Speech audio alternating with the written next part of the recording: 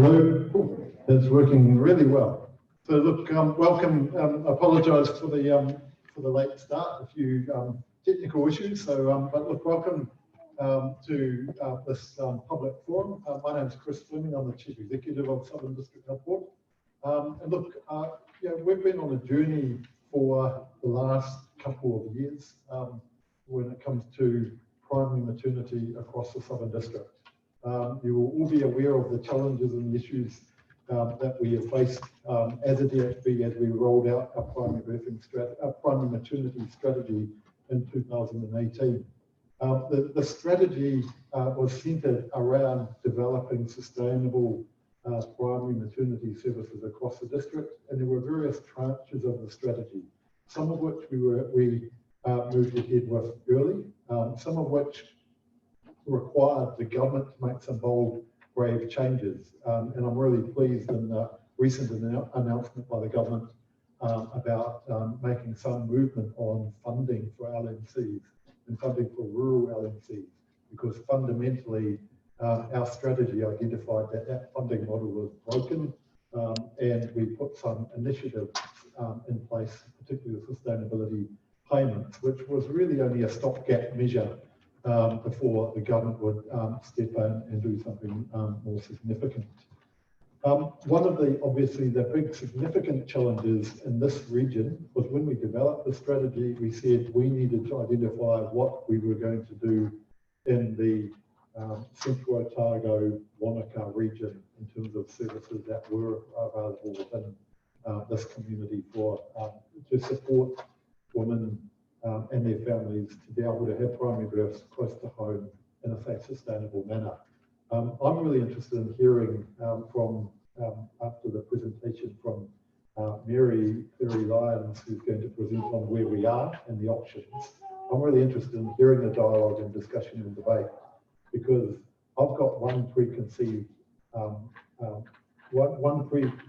decision, and that one preconceived decision is status quo isn't acceptable. So you're going to see a series of options. The only option that isn't on there is the option of doing nothing. And that's because we know the model is not right, and we need to do something. We haven't made any other decisions other than that. And I'm looking forward to hearing the discussion, the debate that will go on around the options, around the benefits, both for our workforce, be it DHB workforce, be it LNC workforce, be it for mums, families, whānau, and also all the other infrastructure.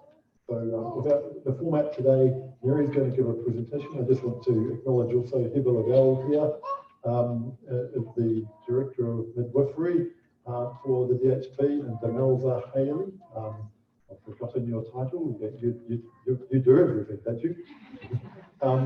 And I think you can't see her, but Jane Wilson is probably listening in on Zoom as the Director of Nursing and Midwifery.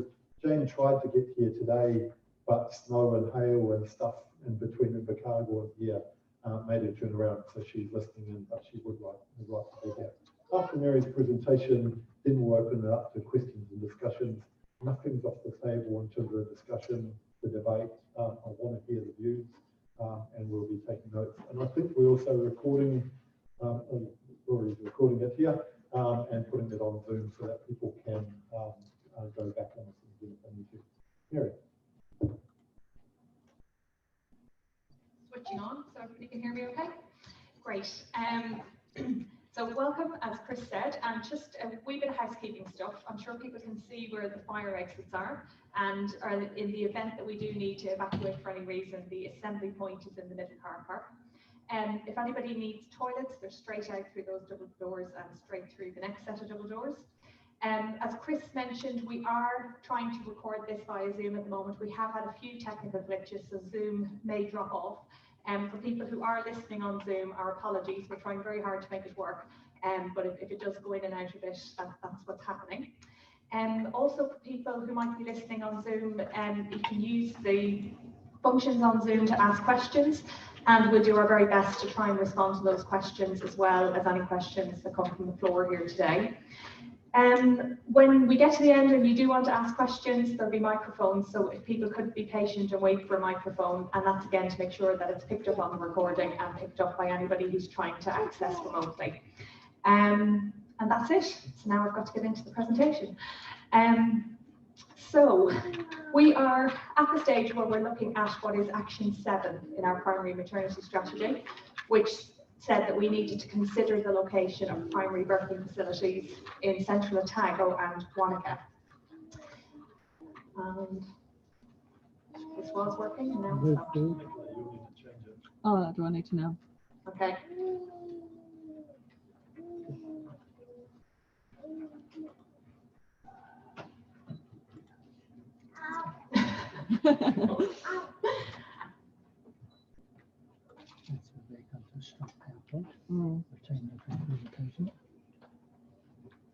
So I know. I'll keep talking anyway. Yeah, please do. So what should be coming up in front of you is a map of the district, which shows the sort of infrastructure that currently is in place for primary maternity services and secondary maternity services in the district. And as you will be aware, we have 2 base hospitals which support secondary maternity services in Dunedin and Invercargill. We have 5 maternal and child hubs scattered throughout the region, which is to provide additional infrastructure for primary maternity in those areas that are further from other facilities. And we also have a number of primary birthing units. They're currently located in Balclutha, Gore, Winton, Alexandra, Queenstown and Oamaru. And those are places for women who are suitable for primary birthing and who want to birth in that type of environment. And the whole idea behind the strategy was looking at the existing set of resources we have, how to distribute those in a way that is equitable and that gives a reasonable access to everybody in our district. And it was also looking at things like how to make the workforce sustainable. We know at the time the strategy was published, there was a lot of stress on midwifery, particularly rural midwifery. I think a lot of that stress is still there. Hopefully some of the things we've done are helping a little bit there. The current scenario in this area, where we're for the Central Lakes area, is that we have a birthing unit at the hospital in Queenstown, and we have the Charlotte Jean birthing unit in Alexandra. And we also have maternal hub facilities in Wanaka and in Ranfurly. So again, I'll be talking some things that some people know already, so please have patience with me because some people here mightn't be as familiar with the different concepts of what we mean when we say primary birthing. So a primary birthing unit is provides a physical setting for assessment, labour and birth, and also for postnatal care. And these can be standalone facilities, or they can be a unit that's within a level 1 or level 2 hospital, or they can be co-located with other services. They're suitable for birth if you have a normal low-risk pregnancy. And as a rule of thumb, about 30% of women are suitable for birthing in a primary birthing environment. And that same group of women are also suitable for home births. So it's also the case that not everybody who is in that low-risk category would necessarily think first preference is this type of unit either. The other really important piece of support that they provide is there an option for a postnatal stay. So everybody stays or has the option to stay postnatally for a couple of days after you've given birth. Lots of people like to come to a primary unit for that that's closer to home and not in that sort of level 1 hospital environment where it might feel a little bit less homely. And I suppose one of the other things we need to point out is that in a primary birthing unit, you don't have access to secondary or tertiary maternity services. So if you're birthing in a primary unit, you won't have an option of an epidural. You can't have a C-section. If your birth progresses in a way that you need a C-section, you'll have to transfer to a secondary facility. And you can't have medications to induce or augment labour. So again, I think it's one of the things that's important. I'm labouring on it a bit, but forgiving the pun. But a lot of the responses we got on the feedback online, people were responding about the need for secondary services. Really? And we totally understand that desire, but this won't meet that one. Yes, Chris? What slide would you like to be on? The one that's entitled Primary Birthing Unit PBU, which has the numbers for Charlotte Jean. That one? Yep, that's the one. Thank you, Chris. So a lot of the work, as we pointed out, that actually happens in the primary birthing unit is providing that postnatal stay. And you can see that in these numbers for Charlotte Jean. So as you see, last year in 2019, there were 68 babies born there, and an additional 146 women transferred into Charlotte Jean, mostly from Dunedin, to have their postnatal stay. So in total, between both the birthing experience and the postnatal, they're looking after an awful lot of our women and providing that early support to a lot of people. And primary birthing units also provide other ancillary services. So they'll provide things like pregnancy tests, and they provide a lot of breastfeeding support. And they do things like car seat installation checks. Sounds like a small thing, but actually making sure you get that baby home safely is very, very important. And it's something we all forget about, particularly with a first baby. Maternal and child hubs are another feature of the system. In those, we provide antenatal, or rather our LMCs provide antenatal and postnatal support. In some of them, we're providing access to medical specialists through teleconferencing for outpatient appointments. They don't replace a primary birthing unit, and we're really clear about that. They're an additional extra. They're not an alternative to. So they're providing that extra layer. And they have midwifery equipment, which is accessible to LMC midwives in the case of a rapid birth or to help with stabilisation in an emergency situation. So we're on now to the next slide for the case for change. We're looking at the total number of births. Stuck again. Give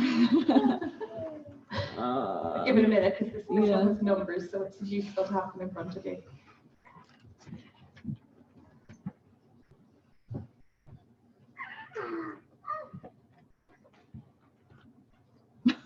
Sorry. Okay, great. So in terms of what we're required to do, so we have to provide or fund primary maternity facilities where there are 200 pregnancies per annum and a facility is 30 minutes from a secondary service, or 100 pregnancies per annum where you're more than 60 minutes for a secondary service. And you can see up here the numbers of births by the TLAs for this district. And so you can see what the birth numbers are doing. We don't have 2019 figures yet. I won't labour the complexities of the reporting of birth information, but just to say it takes a wee bit of time for numbers to come through. But you can see that we have births increasing in Central Otago pretty consistently. And in the Wanaka area, there's a little bit of fluctuation there between 2017 and 2018. Yes, Jan?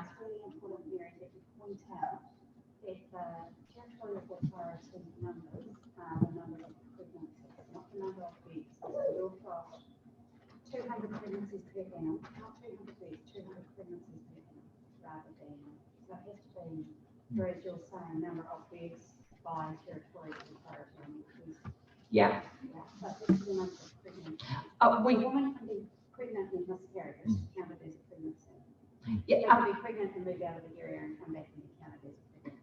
Yeah, absolutely. And look, we're under no doubt that the number of pregnancies in all of these areas meets that qualifying standard for primary birthing unit. So we're not disputing that at all. The reason we put up the birth numbers was just to show the actual births, but you're absolutely right, that doesn't reflect the number of pregnancies. And the service schedules are based on pregnancy numbers.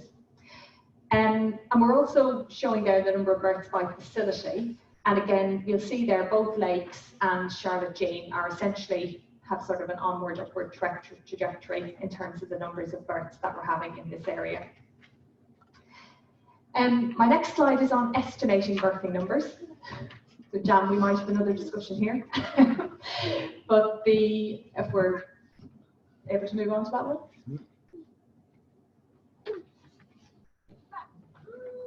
Great, thank you. So this again, our projected number of births, and these numbers are taken from Stats NZ. And I'm sure most of you will be a bit surprised to see that number starting to come down between 2023 and 2028. I certainly was when I first saw the numbers, because we do know that the population is projected to rise during that period. The difference is that we're projecting a decrease in fertility. So the numbers of babies that women have are coming down, and women are having their babies later in life, which also contributes to that number of babies per woman coming down. So so that's what the numbers are projected out to 2038, and so those are the total numbers. And again, as we said earlier, about 30% of those women will be suitable for primary birthing. So the numbers in the second table below are the total numbers that we would project would be suitable for birthing in a primary birthing unit. So that's getting to 54 for Central Otago and 144 for Queenstown Lakes. And of course, Queenstown Lakes includes Wanaka in that. So in terms of our consultation, what we heard. So we heard from a lot of people. And I'd just like to thank lots of people in this room contributed and also made sure that people you knew saw the consultation and encouraged them to take part. That's our little word cloud that we generated. One of the things I was really struck by when we generated that was that the word hospital was in the middle of the cloud and quite large.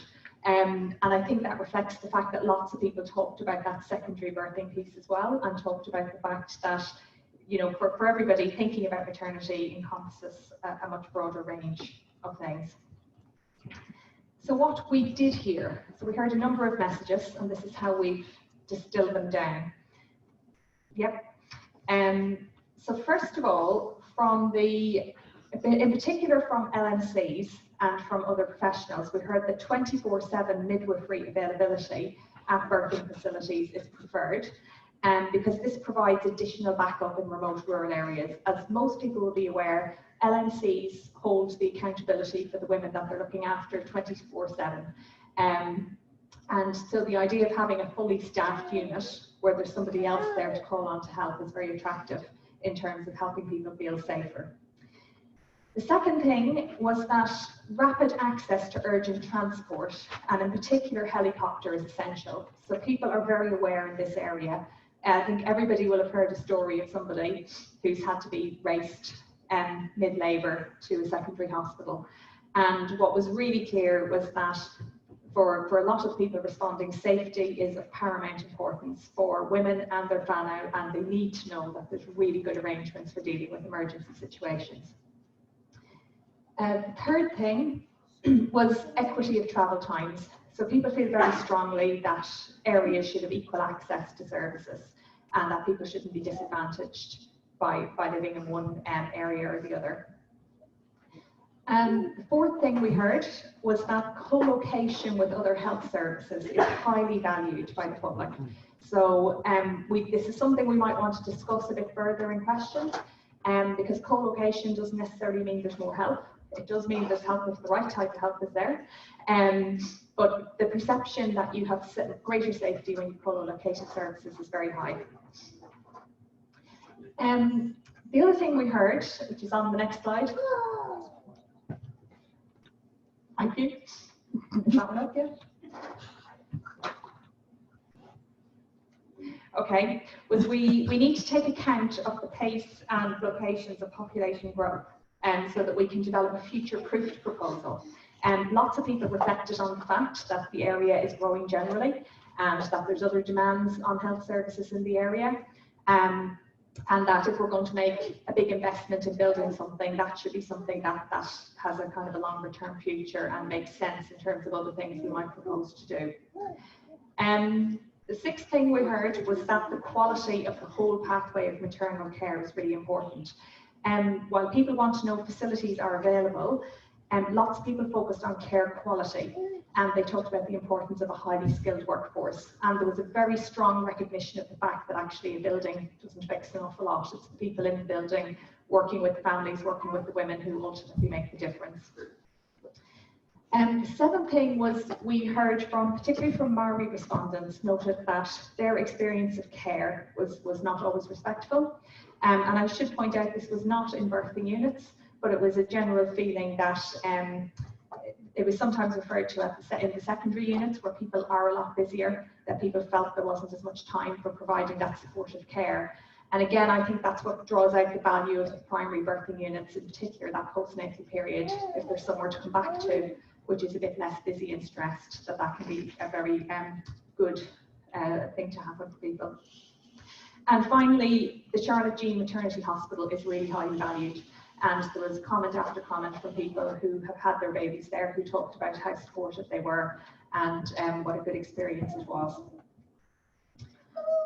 So we then had to start thinking about, right, well, what does this tell us in terms of putting some options together? So in trying to come up with our options, we thought about all of the following things. We thought about current configuration, what do we have already? What is the potential for co-location of different services? Where is the population growing? What the requirements are of our service schedule, what the workforce availability is likely to be like, what affordability will be, which is very important as well, that anything we put in place is affordable and affordable in the longer term, and to try and take on board as much of the feedback that we heard as possible. And our aim is to deliver a facility that is the preferred place of birth for healthy, well, low-risk women, and is the preferred place of postnatal care for all women in this area who are having a baby, and a safe place for coordinated emergency maternity care. So that's what we're trying to aspire to with offering these potential options. So we'll move on to the actual options. So I'm going to make the assumption that if you're here, you probably have read the press releases at least and have an overarching idea of what the options being proposed are. But if anything while I'm talking this through doesn't make sense, please just feel free to stick up your hand and I'll try and address that. So the first option is for a single new facility at Cromwell. And so this proposal will be that we would have a single birthing unit, which is there for the catchments of Wanaka, Cromwell, Alexandra, Ranfurly, and that would be supplemented by having maternal and child hubs in Wanaka, Alexandra and Ranfurly. And we also considered that what might be useful here as well is to have some emergency equipment available somewhere in Lawrence, so that if people are doing an ambulance transfer, that there's somewhere to stop along the way, and that provides a bit of space for an assessment or for a birth that's suddenly going faster than anticipated. That would mean that we would no longer have the Charlotte Jean unit in Alexandra, so it would just be the one unit in Cromwell. So what we perceived as the advantages of this, and again, this is all up for discussion today, I'm sure people here will perceive different advantages and disadvantages, and we do want to hear about those. So our view was that this provided a central location. It's between a 30 and 50-minute drive of all of the larger population groups. It is a potential strategic location for future health developments. We know that with the growth in the population, we will likely have to look at other health developments in Cromwell in the future. So there's a sense that maybe doing something here would help with that. There could be potential to co-locate with general practice here in Cromwell. And there would be potential to be able to get a site that would be suitable for having a helipad, so you'd have the sort of size you need. And if we have a single unit, it would mean that it's more likely that we could aim to provide a model of care which included 24/7 availability of midwifery. The disadvantages is particularly for the community in Alexandra. This is further away from a secondary hospital, so there's the issue of people feeling like they're almost driving backwards to access something if they were to eventually end up needing a transfer. And there's also the issue that if you're being discharged from need for postnatal care, are people going to drive past their home in Alexandra to go on to Cromwell for that care? So that's a question we need to understand. And there would be increased travel times for primary birthing for people as well in Ranfurly and Roxburgh. This is the map which sort of shows how the drive times work. The areas in green are within 30 minutes drive of Cromwell, and the areas in orange are 60 minutes. And so what this does is it means that for the population in total, it would mean that we'd be increasing people within 30-minute travel time from 73.6% to 74.4%, so it's fairly marginal on that. But the people then within 60 minutes of this type of facility would increase from currently just under 80% up to 97.8%. So it provides a much greater coverage within that sort of 60-minute travel time range. When you're talking about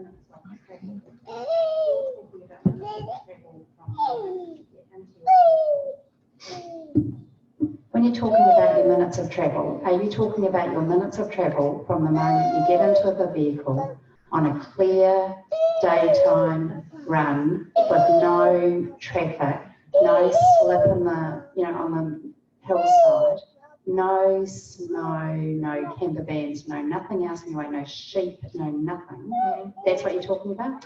We are talking about times that we will be taking off the AA guesstimates, which is what we use in calculating any travel times to health facilities.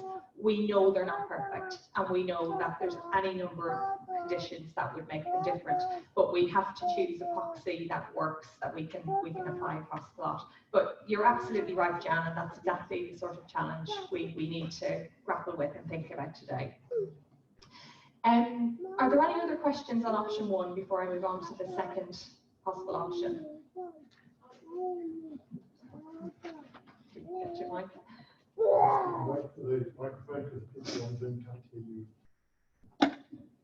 I was just going to add, it's not just Alexandra, it's Roxburgh, Overtown, and in between. And yeah, it's a number that wouldn't probably end up using, and then your usage. Yeah, absolutely, and we're really conscious of that, and that psychology of potentially having to travel backwards for something is an important factor. So the second option is again an option for a single facility, but instead that facility would be located at Dunstan Hospital in Clyde. So a lot of the advantages would be similar to what was set out already for a single unit in Cromwell. The major disadvantage is that this does not change things materially for people in Wanaka from the existing position.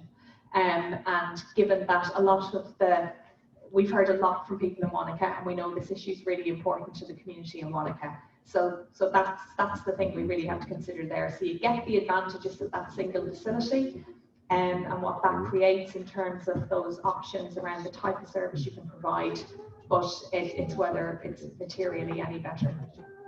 I've got a question on Zoom, if I can have the microphone, please. Yeah, brilliant. The Zoom is working, this is great. Okay, I've got a question here. Can you explain what you mean by future planning and Cromwell being a good location?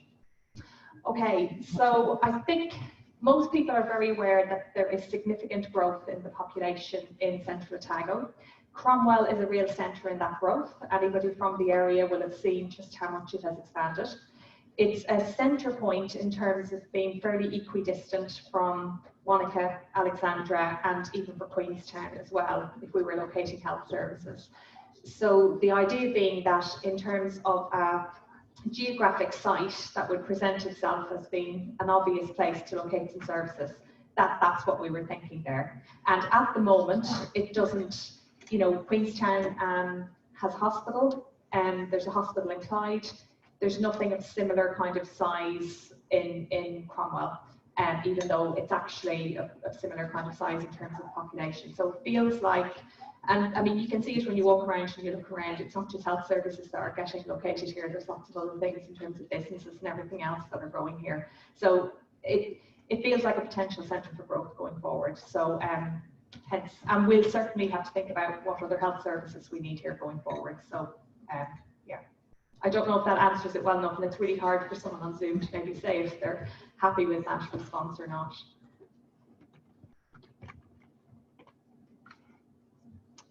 Yep. Fabulous, thank you.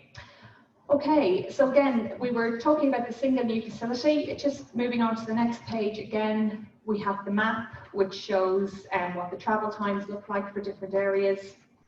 And there is an increase here again on the 60-minute travel time, but it's not as good on the 60-minute travel time increase as the previous options were, because obviously the travel time for Wanaka people is still quite significant, or is comparable to the current situation. The third option we considered possible is to have two facilities, to retain the existing facility at Charlotte Jean in Alexandra and to develop a new birthing unit in Wanaka.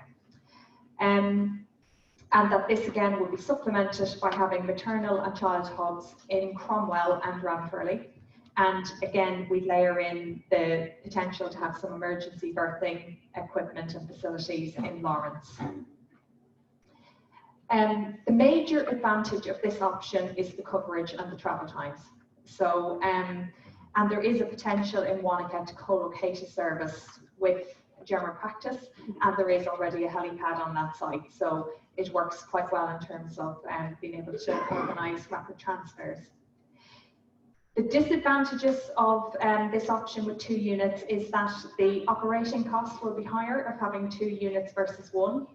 And the workforce availability may make it more challenging to provide 24/7 cover in all units. And Wanaka, and therefore they might not be utilised to their full advantage. Wanaka still, even if there's a birthing unit there, it's still 3.5 hours away at least, on a good day with perfect road conditions from Dunedin. And even where people are low risk, some people still won't feel comfortable maybe birthing quite that far away. Neither unit may end up being utilised to full potential. You'll still have the same pool of birthing women to pull from. So, so getting the utilisation rate up could be challenging. And again, because women tend not to want to travel backwards, that unit in Wanaka would probably get quite concentrated on the Wanaka cohort rather than people choosing to travel from Cromwell to Wanaka for their babies. They would probably logically choose to travel from Cromwell to Alex, because then there's still that step closer to secondary care if needed. And Charlotte Jean, one of the things people talked about was helipads. Charlotte Jean, you still have to have a road ambulance transfer before you get on a helicopter in the event of needing an emergency transfer. So those are those advantages and disadvantages. And as you can see, the coverage increases dramatically with this option. So this would bring nearly 95% of the population of the area to within 30 minutes of a birthing unit. And it brings close to 99% of the population within 60 minutes of a birthing unit. So that's a big advantage there. And we've got a question? Got a massive advantage. Yeah. It's better for the women. And with services, we're trying to aim for them to be a lot more equitable. Mm-hmm. And the fact that we're so hugely disadvantaged rurally, this is the best option for women, and that should be your first advantage. I agree that travel times are really useful and all of that, but that really needs to be considered highly, particularly moving forward now that we've just had this huge announcement that actually it's at the forefront of everyone's minds. Okay, thank you. Vanessa, can you say more about what makes that better for women? Can you just tell us more specifically about what makes that option better for women?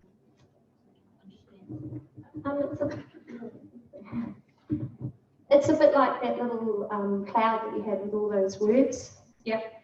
Obviously, the topic of this is hospital in the middle, but actually I feel women should be put, and midwives together should be put in the middle of this, because as an LMC on the ground, women don't always often fully know until the end what they would have valued. And so looking back on it, they often do need something close. They need something that's really useful for the people who are caring for them and keeps, it just well supported, basically. We're not just looking after the women, we're looking after 2 people, we're looking after the babies.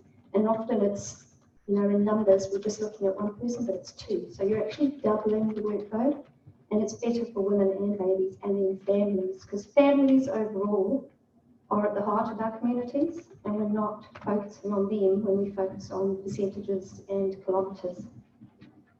Thank you, Vanessa. And I'm hoping at the end we'll get into a bit more of the discussion about the trade-offs and of all the different factors that impact, as you quite rightly say, on the woman, the baby, and their family. The fourth option is, again, a 2-facility option. It includes having a facility in Wanaka, but it suggests that instead of Charlotte Jean, that we would have a second facility at Dunstan Hospital in Clyde. And again, that's really addressing just that point about how rapidly you can do an emergency transfer. So again, a lot of the advantages and disadvantages aren't hugely different from the previous option. Hi, Jan. Can you get a, sorry.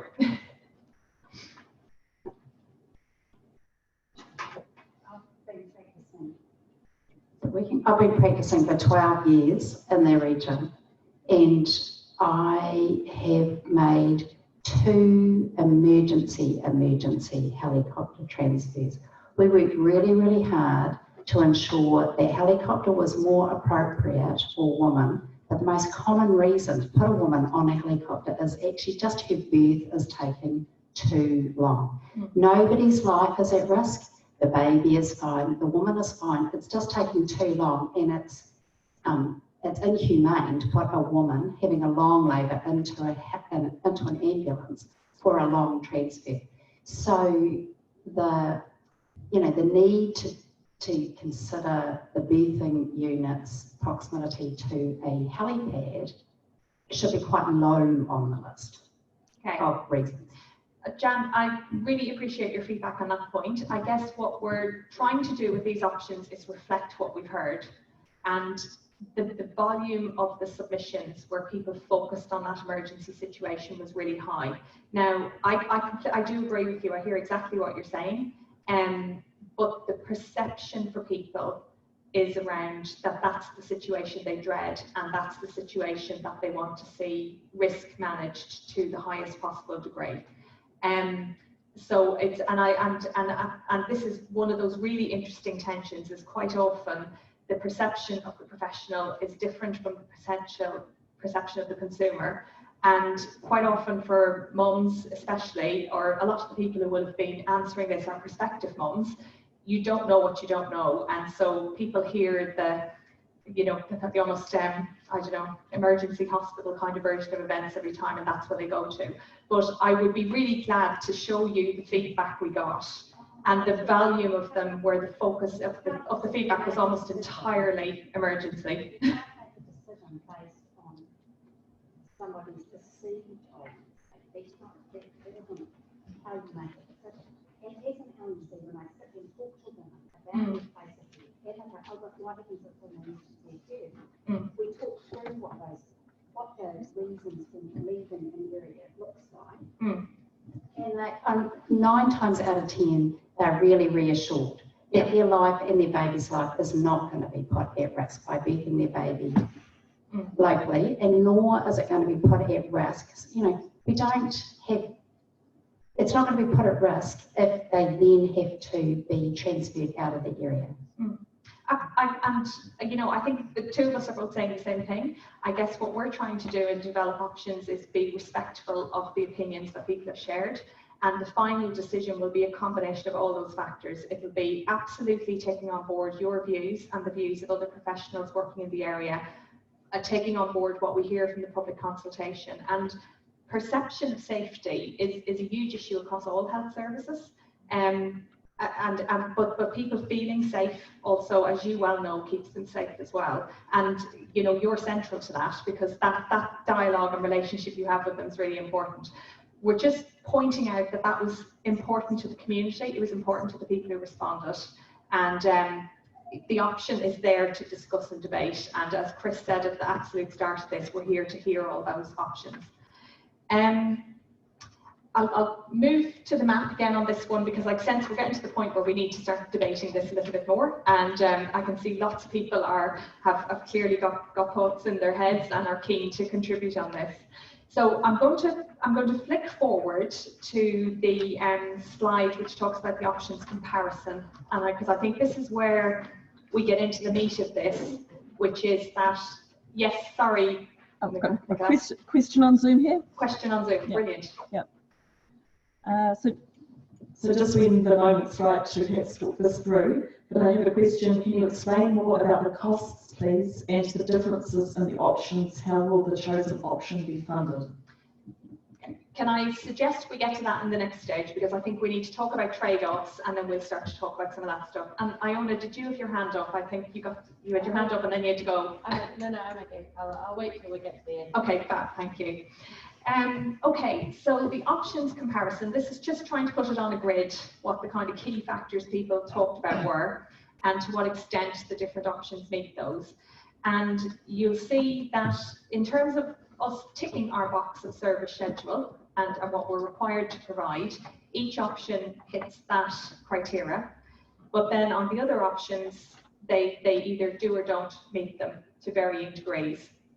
And so the challenge for us over the next few weeks is going to be having that discussion so that we can work out what are the trade-offs between the different options.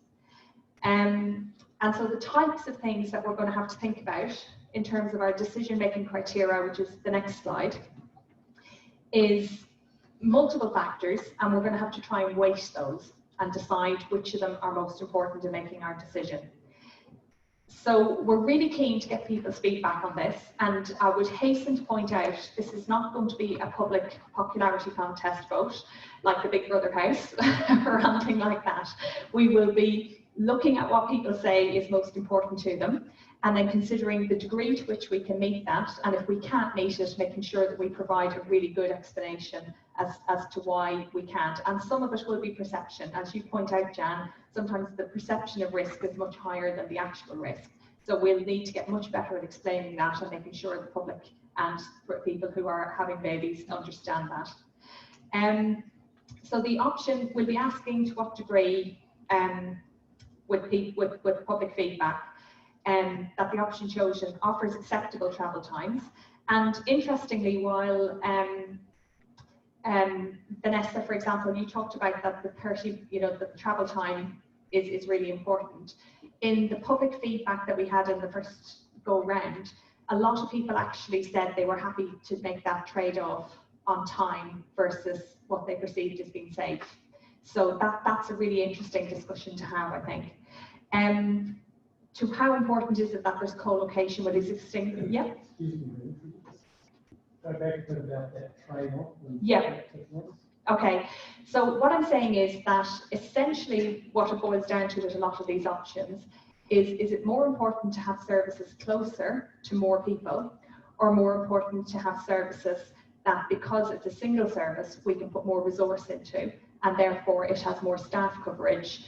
And then we also need to think about the where and what it's co-located with. So again, there's a perception certainly that there's greater safety when you co-locate with other services. There's also strategic things to consider with co-location with other services, because obviously you can reduce overhead overall, or you can provide more integrated care if services are located in particular ways. So it is a complex discussion, and it's hard to in big fora especially, it's hard to necessarily get into a lot of detail on them all. But what we're attempting to do over the next few weeks is to engage in that debate as much as we can. So we're going to be asking on the web form, we are going to be asking people to select which they think is their preferred option, and asking them to nominate a second preference as well. So that will give us an idea from the people who choose to respond, and not everybody would respond on a web form either, but from that group, which they think is better. We're also going to ask people to tell us which of these factors is more important to them. So is it more important that it's close to you? Is it more important that it's co-located with another service? Is it more important that there's more staff on site all the time, etc.? And all of those things are important, but we'll be asking people to do a little 1, 2, 3 in order of importance, so that we can start to get a sense on the weighting of where people think we should be focusing our weighting when we make that decision and do those trade-offs. I know already from what I've seen, we do ask people to say on the feedback if they're a midwife or another health professional, or if they're a member of the public, and where they live, so that we can get a sense of where the perspectives are coming from as well. And in making our decision, we will have to take all that feedback into account, as well as thinking about the service schedule, thinking about safety and quality. And Jan, that's where we will absolutely be informed by the evidence on safety and quality, and not just perception. And the perception piece may be thinking about how do we better educate and inform people about safety, so that they do feel safe with whatever set of services we can come to a conclusion about. We'll also need to look at things like workforce availability and the sustainability and affordability of the services. Because ultimately, there's one finite pot of money for providing services in the district, and we have to make best use of that resource. So we need to come to a conclusion that provides good value for money. A key factor in value for money in this particular service is utilisation. So will people use the service that's on offer? And again, that's where the public perception is actually quite important. If they say, I'm not going to use the service in Cromwell, or I'm not going to use the service in Wanaka, then that even if it's stacked up on lots of other factors, it doesn't make sense to go with that, if you see what I mean, because if it's not being used, it's not adding any value to the community. So it's a complex debate, and that's where we're really keen to pause at this point and hear what everybody thinks. And you know, and as I said, it's not a Big Brother House voting option. It's a genuine, nuanced discussion about what will get us there. Thank you.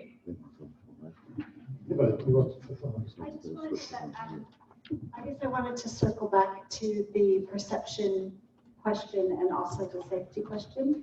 So doing a consultation like this is a way of having also, I guess, having a conversation with the community about the value of care in the primary areas, and about the value to women of being able to experience that care. And so that's part of what the value of having this conversation is about actually promoting the value of all of our primary maternity services. I think the other thing about safety is that we want women to have the right level of care for what they're needing. So healthy, well women are going to be safest when they receive care at the primary level of care. They're not going to get over treatment, which can actually cause harm. And if you're experiencing, especially in a remote rural area, if you're pregnant or postpartum and you have a maternity emergency, what you need is the most skilled set of hands to assess you, stabilize you, and export you to the obstetric or neonatal service. And that's the midwifery skill set. So I just want to be kind of clear that that's what we're talking about when we talk about safety. And also the importance in a remote rural area of having a primary maternity space that's staffed, that's backing up the community workforce, which is the LMC workforce, who are often very thinly spread. They're traveling all over. If you're a pregnant woman in the area and you need something, it's awfully handy to have a place that you can go that's going to have a second set of skilled hands. So just wanted to add. Thanks for that, and thanks, Mary, for setting out all the challenges and the options and you know, the pros and the cons, and engendering the conversation and debate. Somebody on the Zoom asked about the financial, and there will be financial impacts. This service, I always find the irony, this service, the DHB isn't responsible for primary birthing in the funding. What we are responsible for, however, is providing services that are needed, and we have to step in and address issues if they're not, just like the inadequacy of the LMC funding, particularly for rural LMCs, where it's Ministry accountability, but actually if the workforce isn't there, we need to do something about it. So there will be a capital aspect of any of those options, but yeah, any of those options, there will be capital. We'll have to figure out where that's going to come from. The only difference is the DHB's annual plan says we will solve this issue. And from that perspective, I've got an accountability to having to figure out how that is going to be resolved in terms of developing it for the right location. The fiscal resource implication, absolutely. Staffing, remember, in this wider region, we've also got Lakes District Hospital. And you don't see Lakes District Hospital on any of those options because the view is that from relative to access across through the gorge, Lakes District Hospital Primary Birthing Centre will remain, but it may well be a part of the network in terms of how we create sustainable resources across whichever configuration of primary birthing comes out of this process overall. So there will always be a a financial and access equality balance. And the important thing is that we get that balance right. And that it's not, and the financial thing doesn't mean the cheapest thing wins. The financial thing doesn't mean the most expensive thing wins. It's about balancing those various options. So, questions. Can I just acknowledge, I see Stuart snuck in here, the chair of the Alliance leadership team, so he's been appointed. And I see Tim in the background there. Welcome, Tim. Yeah. Questions? Is anyone moving microphone?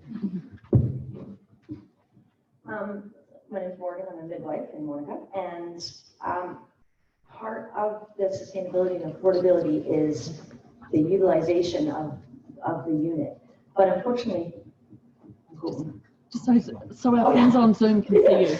Okay. Unfortunately, the service spec for primary units is limited. So, but a primary unit has a capacity for a whole bunch of services that can support a community. So, has there been any work done at the DHB level to lobby the Ministry of Health to widen that primary unit service spec so that all of the services that could be offered in that primary unit could be funded?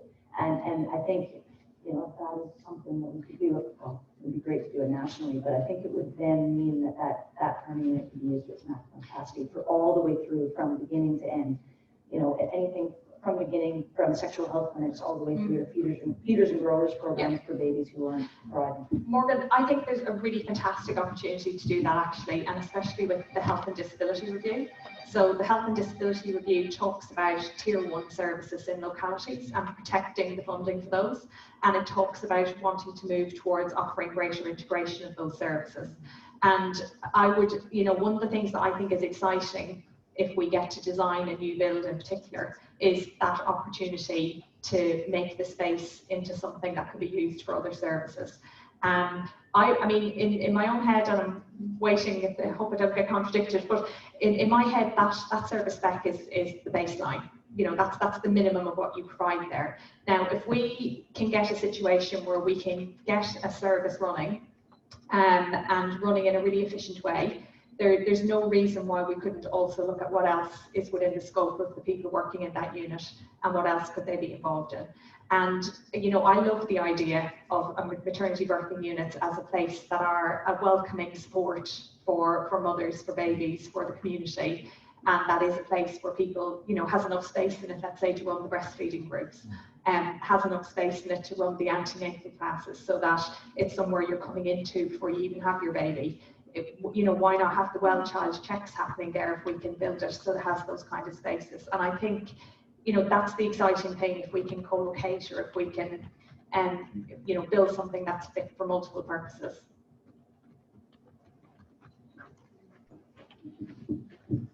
Thank you. And also just further to that point, before we get to the next thing, I know in Wanaka in particular, there are a few services that are looking for a space at the moment.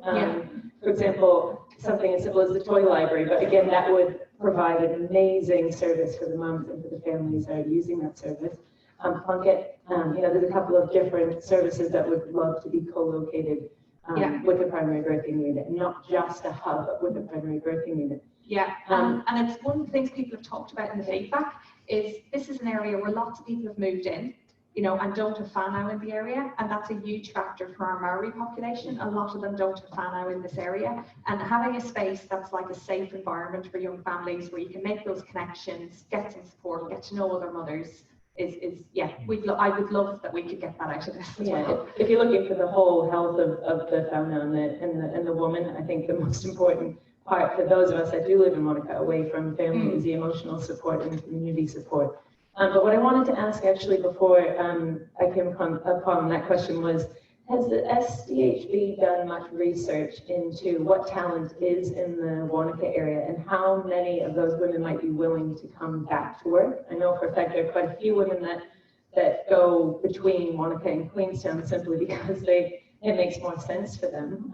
To my knowledge, I think last I heard there are 8 to 10 women in the area that just weren't working because of the situation. So obviously, to have a primary birthing unit in Wanaka, we need to be able to staff it. I'm completely aware of that. But I do think that the talent is there, and has anybody dangled the carrot to see who would come out of the woodwork?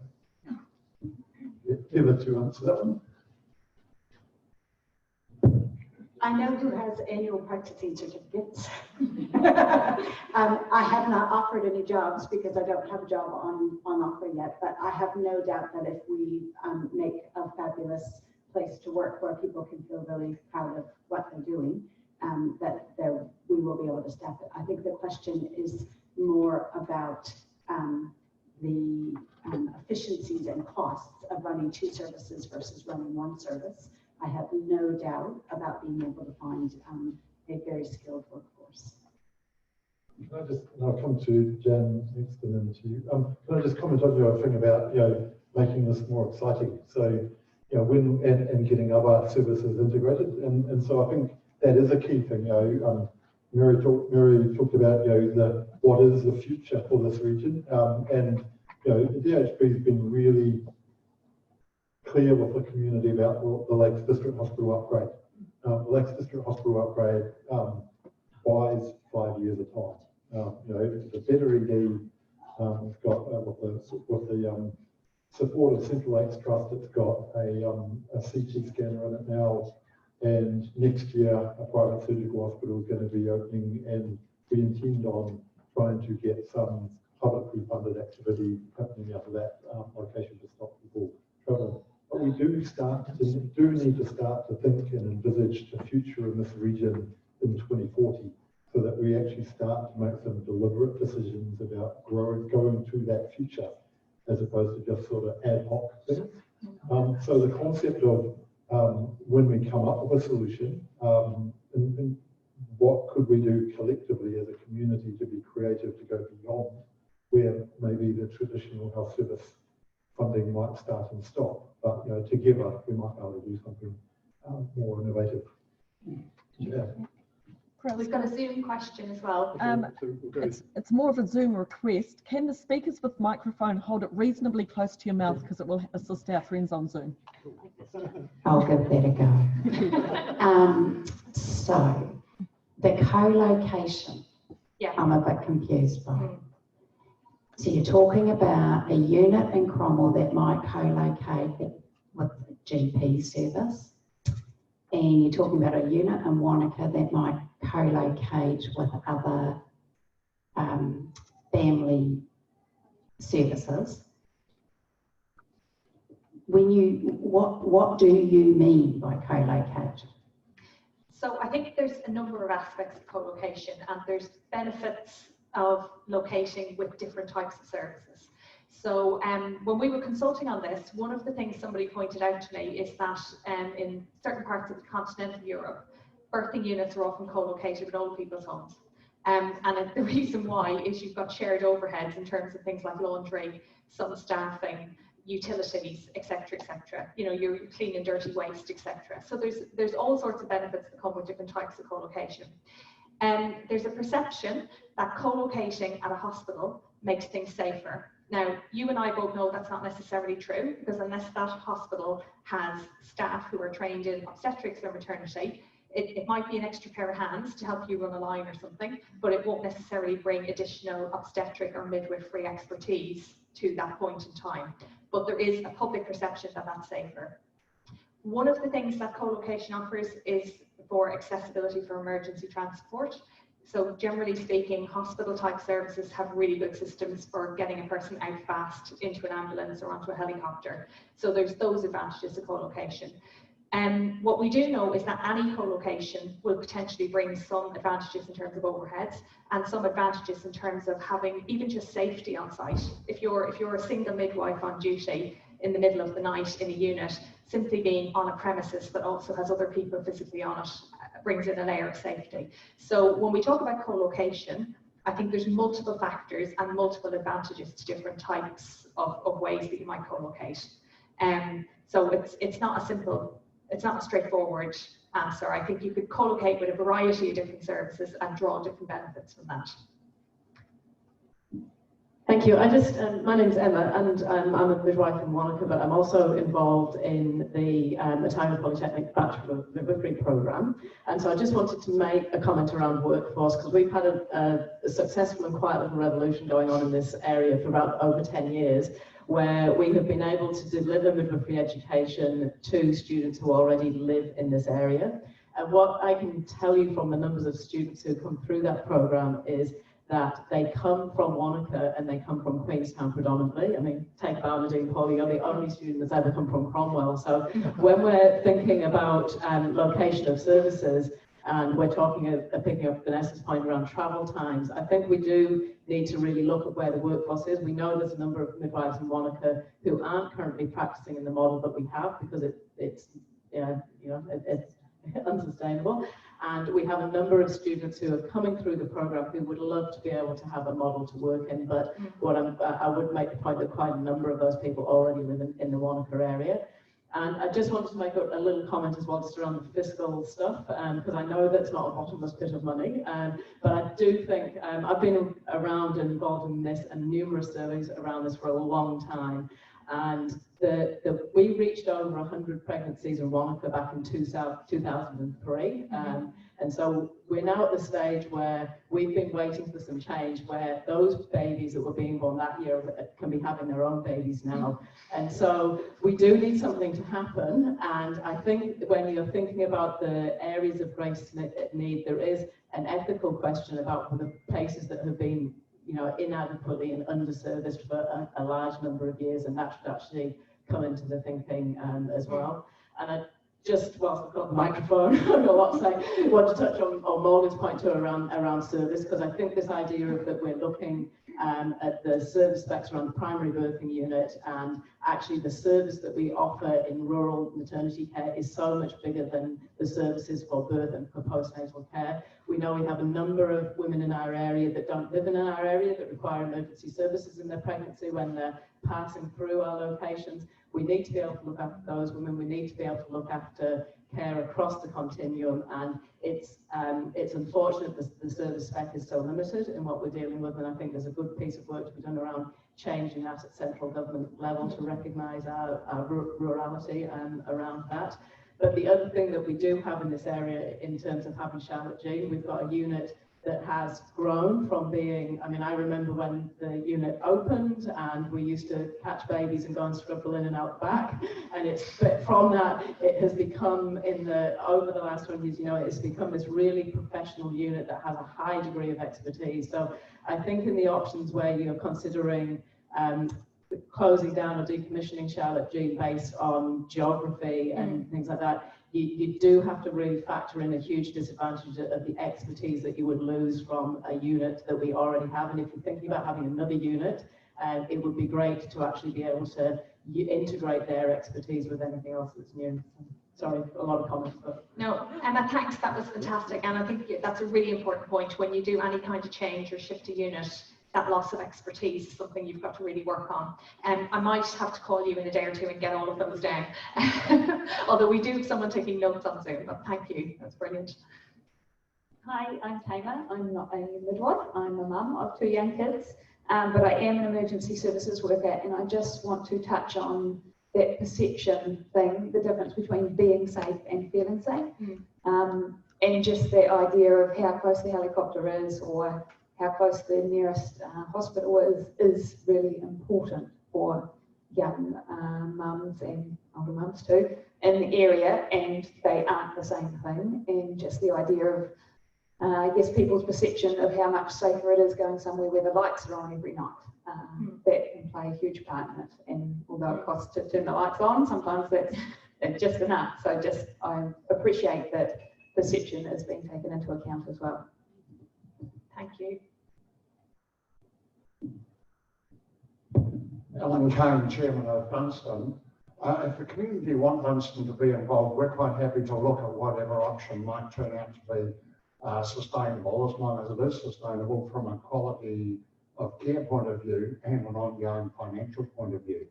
Co-location, we don't see that we would have a problem with this, and even the likes of Cromwell, I think with the changing demographics in the inland region, we have to continually review where the best place for health services to be delivered from are. I think that it would appear that you might find the funding for Bill, that's the ongoing funding, that would be the biggest area of concern to us. I think co-locating at Dunstan wouldn't make a huge lot of savings. We're not in a position to cross-subsidise. Any advantages of being at Dunstan are more likely to be around the helipad, the emergency services and the team of health professionals that are there to provide support in case things go wrong. I think that we all know that maternity nationally is underfunded and the SDHP are currently propping it up. But if ongoing funding has to compete with other health priorities, we know that they are all under severe financial pressure too. So that I think that when we're looking at options, I think that we'll probably struggle in some ways to ensure that we've got sufficient funding for, say, one birthing unit. Two would be an even bigger ask that we would have to be aware of and be reasonably assured that there was going to be ongoing funding there. From Dunstan's point of view, we find that the best chance of getting appropriate funding is if the whole community can in fact buy into the model of care and support it, and that services are delivered efficiently. I think to ensure that we'll probably have to make some hard decisions around choice, travel and quality of care. But certainly if the community want Dunstan to be involved, we're prepared to help in whatever we can to ensure that there is a sustainable ongoing solution there. Thank you, Alan. Thanks, Alan. And yeah, your concerns and my concerns, the capital, yeah, the ongoing funding will be a challenge. The reality is, however, we have to find the solution for that. I would, a little plug, there's obviously going to be a health system review, which the system report is out. And one of the things that I think is a very little thing in it is the review of population-based funding formula. And that is a time when communities like this really need to step up and speak out about the challenges, because living, being the CEO of the largest DHB geographically in the country, my ex-commissioner used to like saying bigger than Sri Lanka. Serving a wide population with such a disparate access issues is very costly. So we need to have that looked at. Okay. I'll come back to you then. Hi, I'm Caroline, I'm a midwife. I just want to say that I've just spent 2.5 years working in a primary unit that was run by a DHB, but separate from a DHB in Auckland. And we integrated a lot of those services, as been mentioned here before, into that primary birthing unit, and how fantastic that was to actually have people dropping in all the time for those services. It was really just a no-brainer to have that cross-board services. And also I'd like to acknowledge Heather to say that we'd find staff if these things would be available. I personally know of many midwives who live in this region who would come back to work, who, I mean, we don't have a midwifery shortage in New Zealand. The media keeps reporting this. That's actually not an issue. We have plenty of midwives. What we don't have is a tenable working environment for them to work in. If we change the environment, you'll be inundated of midwives coming out of the hills who will actually come and work in the environment they need to work in. As far as shifting a service from one place to another, I don't think that's really going to be a loss of skill. I think the skill will transfer. And in fact, if you had strong leadership within the new facility who actually had a very fluid leadership style and a positive leadership style of actually allowing midwives to work in different ways, split shifts, working in a way that suits their family and their lifestyles, I think that you would find that that would just not be an issue about staffing. Because I saw on your slide we had crosses against being staffed 24/7 on the last two options.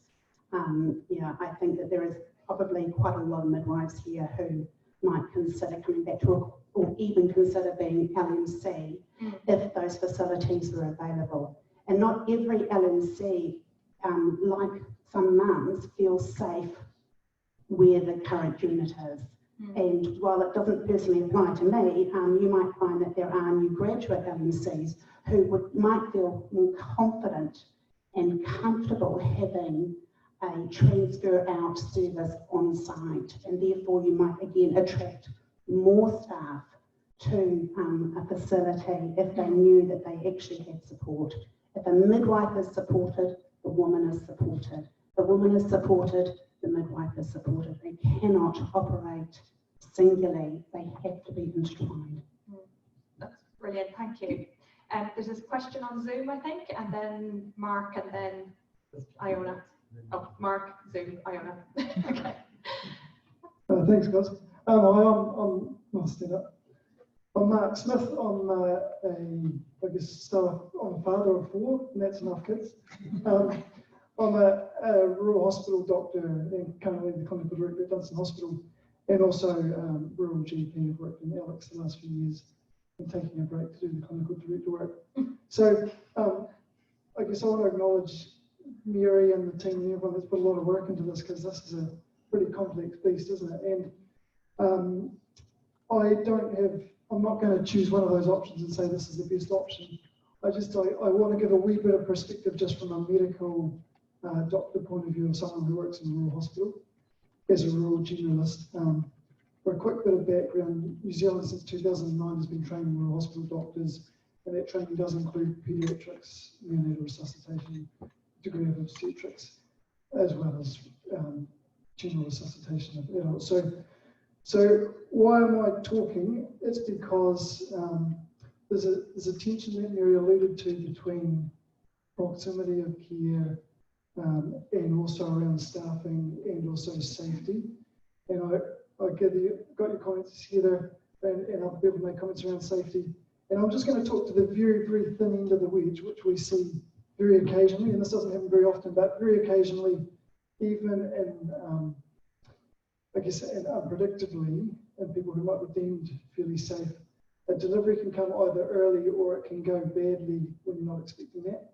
And I guess that's what I see. So I'm not exposed to the vast majority of deliveries, and I take my hat off to all the rural midwives who work in a hugely broad and high level of scope, and do a fantastic job here, including managing emergencies.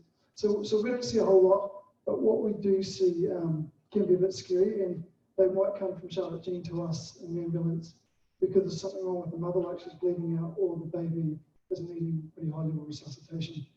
And we are there to help stabilise until the chopper arrives. So I just want to add in a little bit of a talk about safety. So I want to back up what Mary said. We don't have obstetric services at Dunstan. So just talking to that option, we don't have obstetricians who can do a C-section. We can't put an epidural in, and we don't have neonatal expertise in paediatrics. So we can't offer those things, and it's important that the public realise that. But at the same time, we can offer more than what may be available in a co-location in the Cromwell or Wanaka sense as well. So I just want to make sure everyone's aware of that, because of the training that rural hospital doctors and some rural nurses have had, and because we have a blood bank, and because we have many hands, which is actually sometimes also a factor. So if you were just looking at safety for the thin end of the wedge, that's what I'm talking to. But that's one factor in the hugely complicated discussion. So I don't know if anyone wanted to ask me any questions around that, but hopefully that sort of makes sense to people.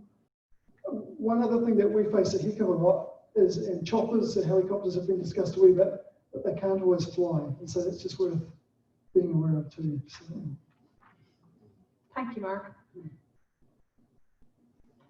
Do you want to challenge him?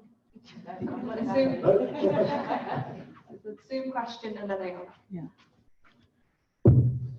Hi, so this is more of a comment.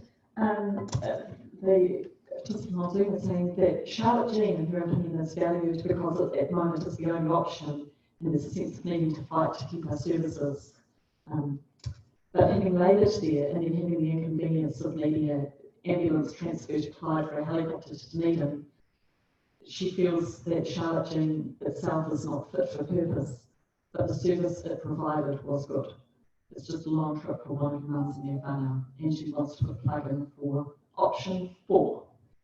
And points out that Charlotte Jean was very busy during postnatal stay, so it seems that there's busy in time. Thank you. Iona? Hi, my name's Iona Bentley. I'm a Wanaka mum. I've had 2 children in Dunedin and done both postnatal stays at Charlotte Jean.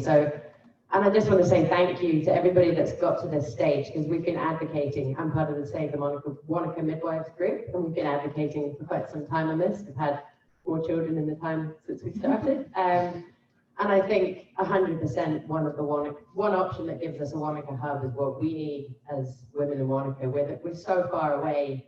Just that feeling that there's something there at home is critical. And I think that that's supremely important. And I guess, you know, one of those options has got to be the best answer, because it covers so much more of our demographics. You look at your statistics, it's like 25% more people covered if you have a Wanaka hub.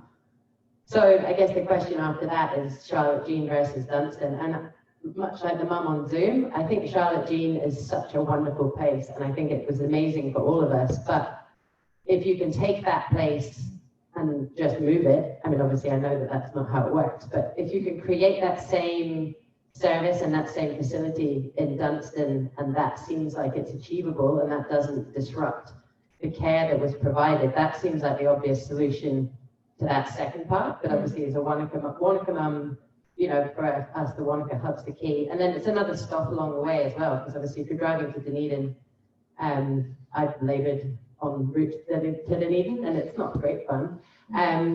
But, you know, some people just don't get that far. Some people have their babies in the back of their cars or in an ambulance in Lawrence or wherever. So Wanaka first stop, and then a stop midway is yeah, obviously a fantastic solution for us. But Charlotte Jean, as I say, I don't want to any negative feedback on that place. They do a wonderful job. Thank you, Iona. Vanessa?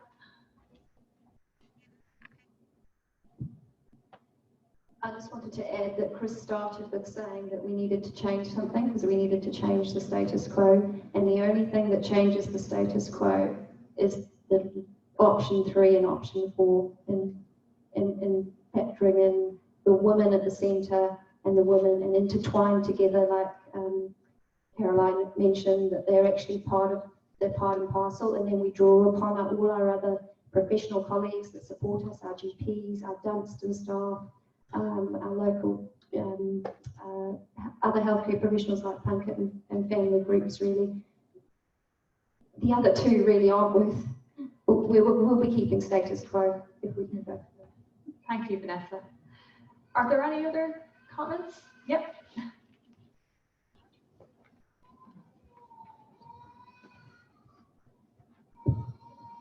Just a comment about the math. I appreciate the maths aren't the whole picture, but you've got to deal with the government about 30 minutes and 60 minutes.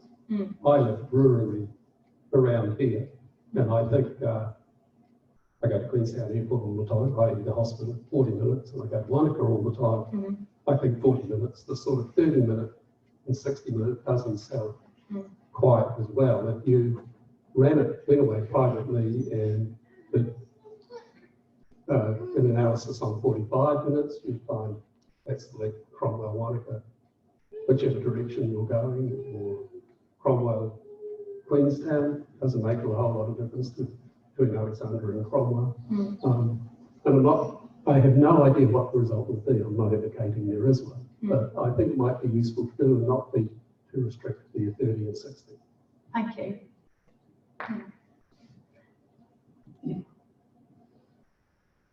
Are there any other questions on Zoom, Nicola? No. Sorry, yeah.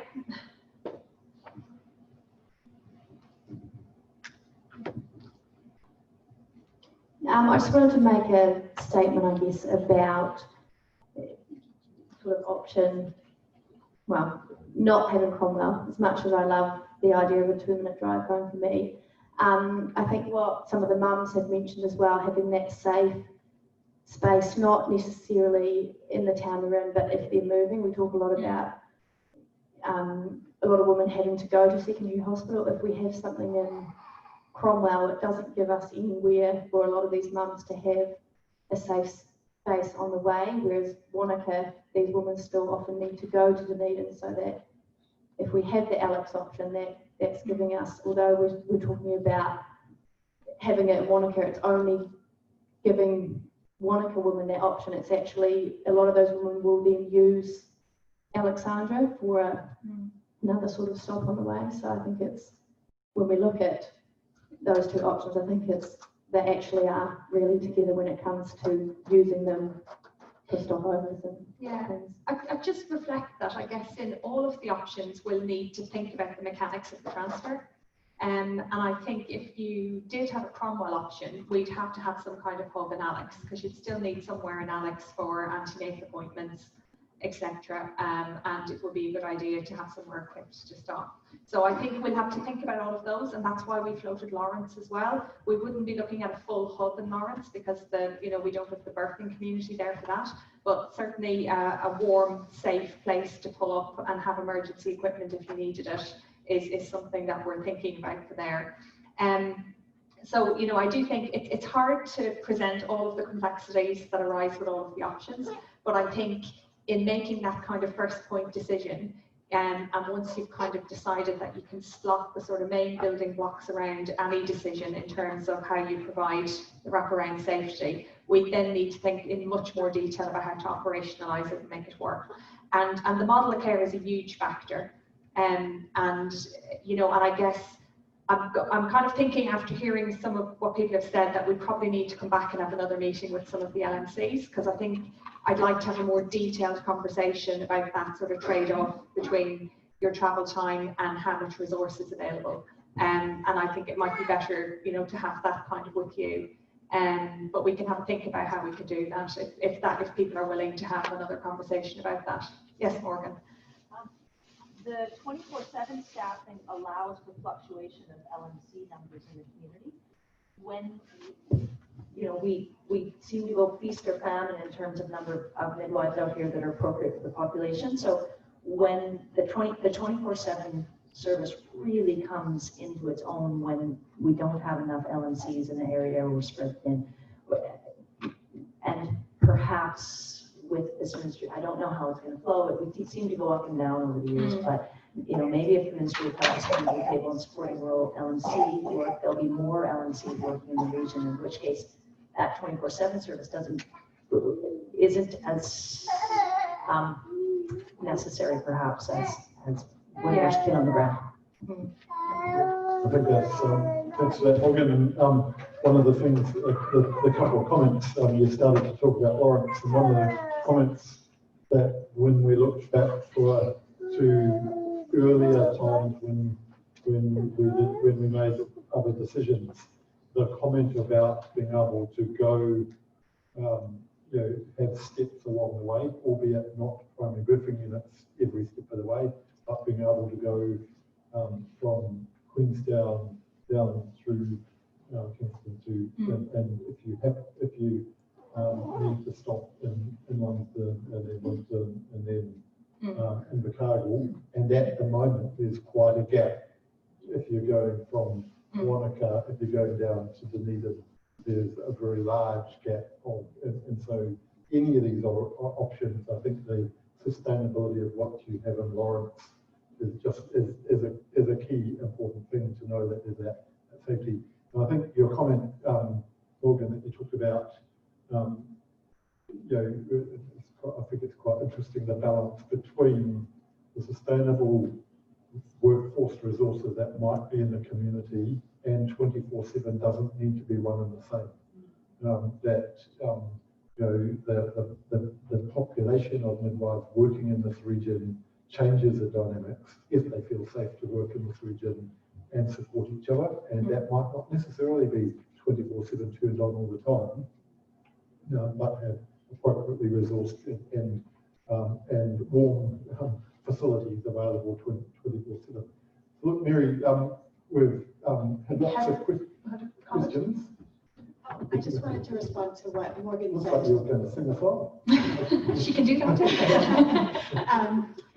I just wanted to say about model of care that we haven't specified and completely drawn out what model of care, but it might very well be that if you were to have a 2-facility option, you could have one model of care that would work quite well, for instance, in Wanaka, and a different level of care that might work well in one of the other 2 options. And so it doesn't have to be the same in both places. 2 more questions. The person on Zoom, and then you can have the last question. And then, Mary, I'm going to ask you where to from here. Okay. Give the first question there, and then Helen Telford would just like to make a final comment, which you can maybe make on her behalf. So have the question first.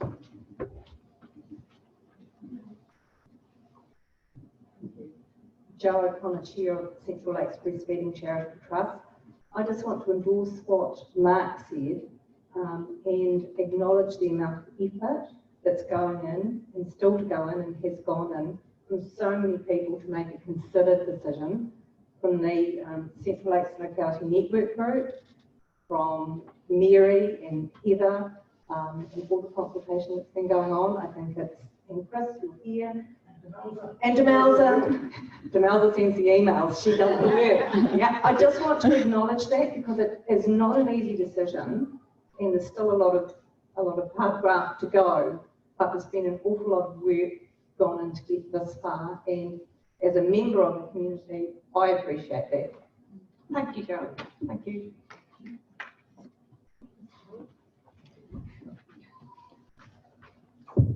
Okay, so one of the people who's been zooming in to us is Helen Telford, and she's the chair of the Central Lakes Locality Network that you acknowledged just now, Jo, and she just wants me to just make a comment on her behalf. Helen's just asking me to thank, on behalf of the Community Lakes Locality Network, I want to thank everybody in this room for being so clear about the perspective and needs.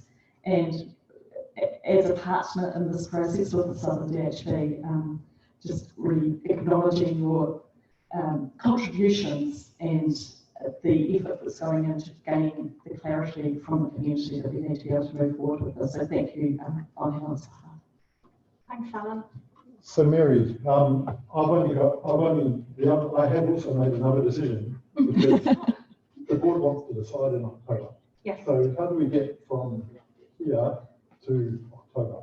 Okay, so we have an online web form which will be open until the 22nd of August, which is available for people to express their preferences about the options, express their views about which factors are most important in making the decision, and also has a free text box, so either individuals or groups can choose to make a submission using that.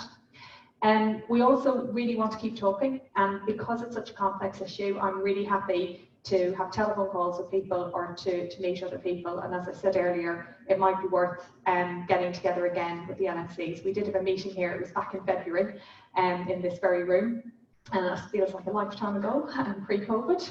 But I think maybe now that we've got those options on the table, it might be good if a few of us sat down and kind of crunched through the detail of some of what that might look like, because actually, as Heather said, the model of care is going to be a really important determining factor into what will work and what type and mix of units would work. So that might be a useful thing to do. And there is an open invitation for people to email us on the maternity email. Demelza is checking all of those and will respond to them. And as I said, I'm very happy to have the conversation with whoever wants to have that. It's not going to be an easy decision to make, and as is reflected in the conversation here today, we will then have to, work with everybody to make sure it's something that can work, because we probably won't come to a conclusion that everybody's completely happy with, but we will at least commit to coming to the best possible conclusion and then working with everybody to make it work for them. So I've nothing else on that, and yeah, 22nd of August deadline for those submissions. We'll start trying to wrap up and have papers to take to various internal governance groups in the board throughout September, with a view to making a recommendation both from the Central Lakes Locality Network and this team for the board to consider. Look, thanks for that. And look, I really value coming to things like this because there's always issues that come up that I just didn't have that perspective on. It's really powerful that we actually hear from you, and we have heard from different perspectives in terms of midwives, young mums, leaders in the community. And the only thing I didn't hear was the universal answer is eggs. And if we had to come away with that, I probably would have had the wrong audience in the room, because there are trade-offs with all of these options, and the important thing is to recognise. And one of the things, perception. I believe perception is often a big challenge. I don't know how many people would understand that Charlotte Jean in Lakes District Hospital's maternity units are about the same. But the perception in the community is probably there's a Southern District Health Board logo on the Lakes District Hospital setting, but the core infrastructure in the background underneath it is the same. So perceptions are quite important, but we need to make sure that we balance perceptions against the evidence. And we also, the one thing that I'm really committed to is that whatever we commit to must have the community fully utilising it and making it sustainable, because that is a death knell in any service when it's not well utilised. Workforce, lose workforce, you lose community confidence. So how we do that, I think Mary, Heather, Demelza, the locality network, and those of you who work within the service, says you've got a fair bit of work to do over the next few weeks to get to that point. The board, my comment about October, yes, the board does want to make a decision in October. We actually wanted to make a decision in June, but then along came COVID. And obviously the October date will also be somewhat flexible in the event that other things go on in our community. And of course, if the discussion and debate is still ongoing, that means that it's worth extending. We won't be apologetic about extending it if we're not hearing all the views and haven't taken those into account. But I think time is of the essence. I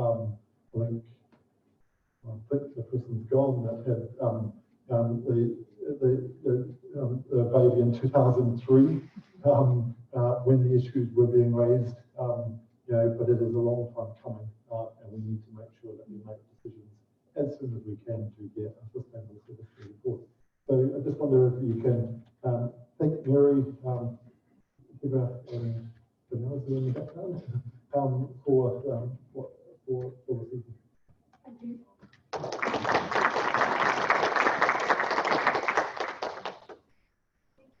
All for coming out on a cold night. Yes.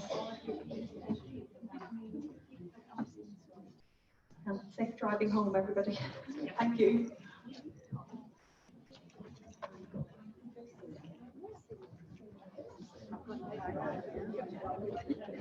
I've got to run. I've got another meeting in Wanaka at 7. Oh, okay. Did you say hi? Yeah. And we'll catch up next week. Lovely to see you.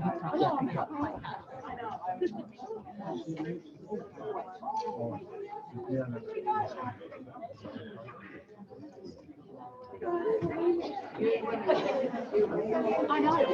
I do that. I'm not in you. We got there though. Thank you so much for your listen. Right.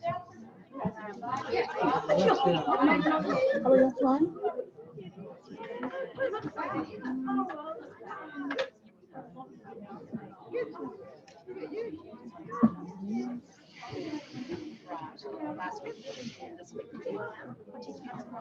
Nicole.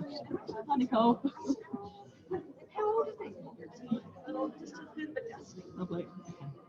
Right, I'll stop it now, Nicole. Thank you. Thanks for your help.